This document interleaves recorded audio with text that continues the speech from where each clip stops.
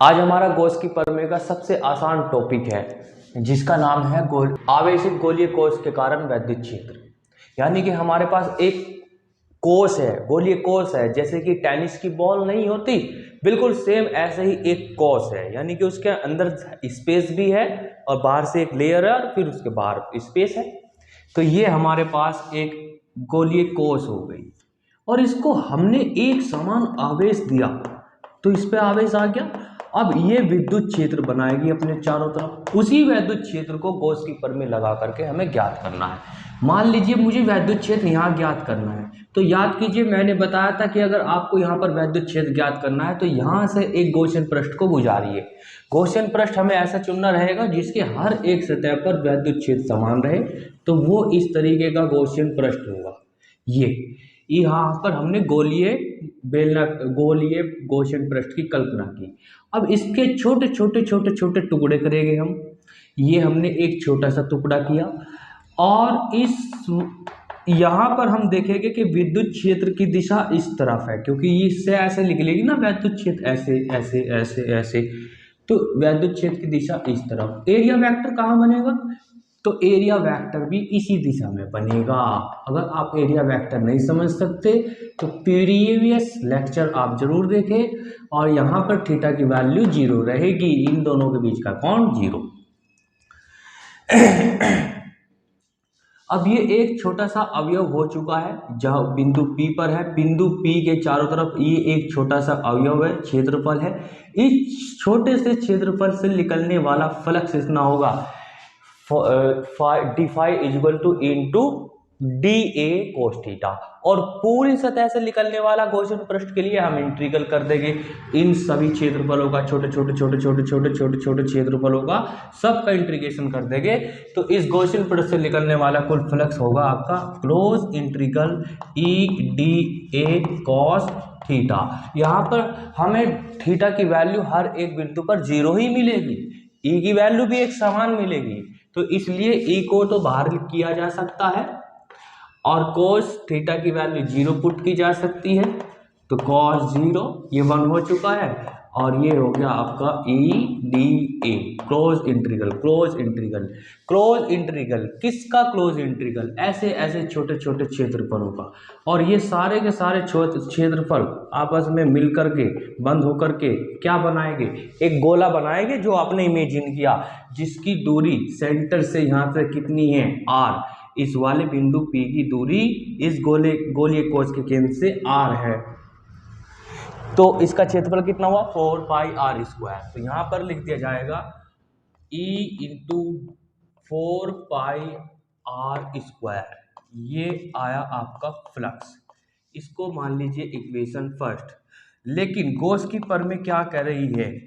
Gauss की प्रमेय के अनुसार, गॉस की प्रमेय के अनुसार ये है कि किसी एक बंद पृष्ठ से निकलने वाला जो फ्लक्स होता है वो होता है आपका इतना 1/एप्सिलॉन अंदर रखा चार्ज।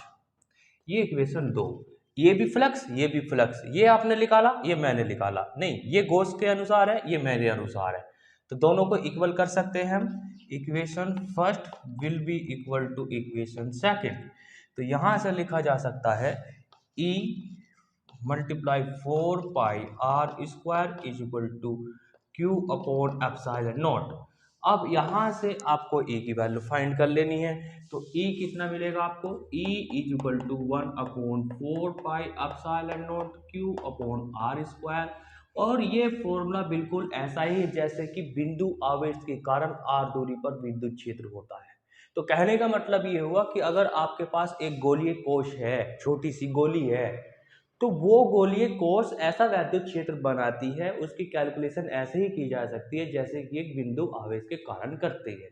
यानी कि इसको आप बिंदु आवेश मान सकते हो। बहुत दूर से देखने से आपको छोटी सी गोली बिंदु की तरह ही दिखेगी। तो ये रहा बिंदु आवेश के कारण वैद्युत क्षेत्र। अब इसमें केसेस, 3 केसेस बनते हैं कि एक गोलीय कोश से बाहर वैद्युत क्षेत्र ज्ञात कीजिए, गोलीय कोश के पृष्ठ पर ही वैद्युत क्षेत्र ज्ञात कीजिए, और गोलीय कोश के अंदर ज्ञात कीजिए। तो बाहर का केस तो हमने निपटा लिया। अब सेकंड केस, अब ये बिंदु यहाँ से चलते चलते चलते चलते चलते हम यहाँ आ गए, इस गोलीय पृष्ठ पर आ गए। तो इस गोलीय पृष्ठ की त्रिज्या कितनी है, ये हमने कैपिटल आर मान रखी है, अपनी थ्योरी में लिखी हुई है।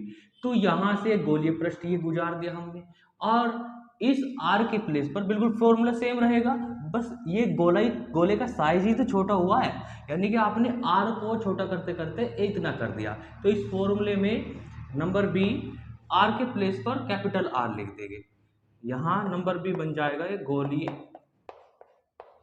आर को रिप्लेस कर देना है कैपिटल आर से, तो ये आपका बनेगा E1/4 पाई epsilon naught Q upon capital R square. ये गोलीय कोश के पृष्ठ पर आएगा। केसेस और बनता है इसमें, सी केसेस ये बनेगा कि गोलीय कोश के अंदर बताइए वैद्युत क्षेत्र कितना।